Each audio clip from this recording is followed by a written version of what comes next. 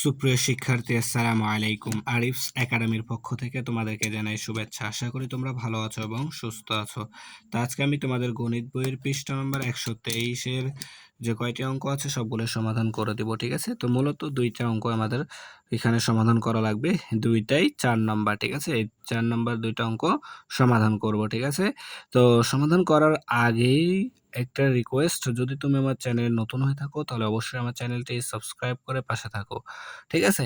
তাহলে দেখো এখন আমরা 4 নাম্বারটা সমাধান করব। তো 4 নাম্বার বলছে 589 মিটার, 589 মিটার 75 সেন্টিমিটার, ঠিক আছে? সেমি মানে সেন্টিমিটার কে সেমি এ প্রকাশ করি। তাহলে দেখো এখানে দুইটা একক আছে, একটা কি আমাদের মিটার আর একটা হচ্ছে সেন্টিমিটার। তাহলে মিটার আর সেন্টিমিটার একক থেকে আমাদেরকে যেতে হবে সেন্টিমিটারে। তো প্রথমে যেটা সেন্টিমিটার আছে তাহলে সেন্টিমিটার থেকে সেন্টিমিটারে যাব, তাহলে এটা তো আমাদের কি একক চেঞ্জ করা লাগবে না, তাই না? কিন্তু আমরা এখানে মিটার থেকে সেন্টিমিটারে যাব, তাহলে এখানে আমাদের চেঞ্জ করা লাগবে।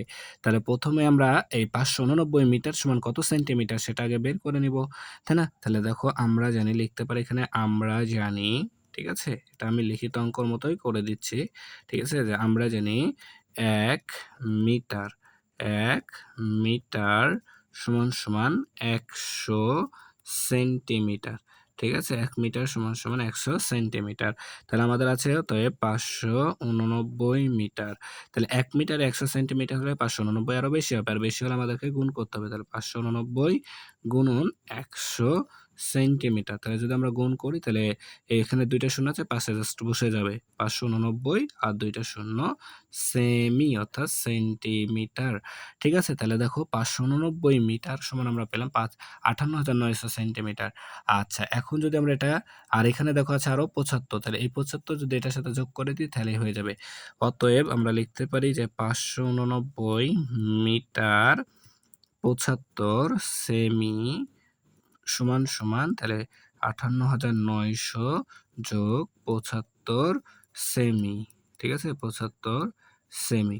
তাহলে যদি যোগ করে দিই তাহলে 58,975 সেমি হবে, ঠিক আছে? তাহলে এটাই হবে আমাদের অ্যান্সার, ঠিক আছে? তাহলে আশা করি বোঝাতে পেরেছি। এরপর দেখো 4 নাম্বার। তো ৪ নাম্বারটাও সেম অঙ্ক, ঠিক আছে? তো বলছে দেখো ম্যারাথনে একজন দৌড়বিদ ৪২ কিমি ১৯৫ মিটার দৌড়ান, ঠিক আছে? ৪২ কিমি অর্থাৎ ৪২ কিলোমিটার আর ১৯৫ মিটার দৌড়ান। তার দৌড়ানোর পথকে মিটারে প্রকাশ করো।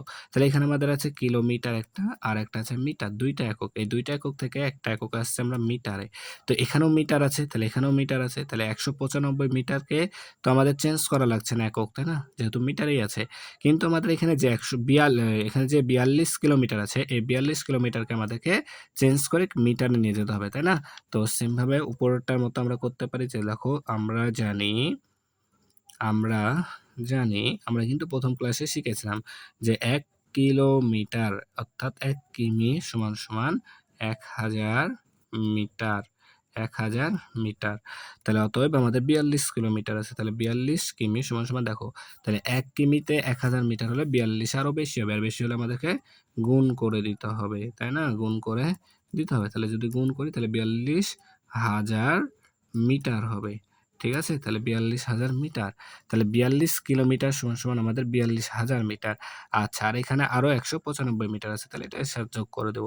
তাহলে অতএব ৪২ কিমি, ৪২ কিমি সাথে আছে আমাদের ১৯৫ মিটার সমান সমান ৪২,০০০ যোগ ১৯৫ মি, অর্থাৎ মিটার।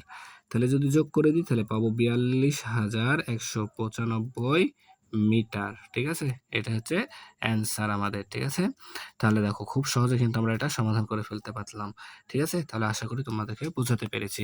তাহলে আজকে এ পর্যন্তই। ভিডিওটি ভালো লাগলে অবশ্যই লাইক, কমেন্ট, শেয়ার করতে ভুলবে না এবং পরবর্তী ভিডিও সবার আগে পেতে আমাদের চ্যানেলটি সাবস্ক্রাইব করে রাখো। আল্লাহ হাফেজ। আসসালামু আলাইকুম ওয়া রাহমাতুল্লাহ।